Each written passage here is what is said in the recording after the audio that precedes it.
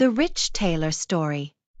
In one of the poor villages, there was an old tailor.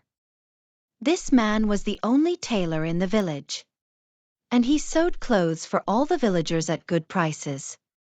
One day, some resident of the village came to him and said, "You have a lot of money, so why not help the poor? The village butcher doesn't have half of what you have, and every day he gives the poor meat without taking money from them." The tailor replied, "God knows human intentions, and He is the only one who has the right to hold us accountable for our money." They were very angry, left the tailor in annoyance, and spread rumors among the villagers that the tailor was a stingy person who loved money and refused to help the poor. Days passed, the tailor fell ill, and no one from the village visited him.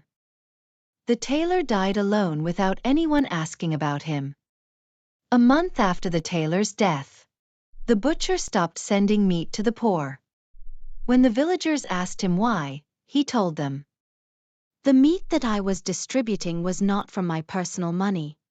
The village tailor used to give me a large amount of money every month to distribute meat to the poor. And after his death, there is no free meat anymore." Moral of the story: don't interfere in other people's affairs. Everyone is free to do whatever they want as long as they do not harm you.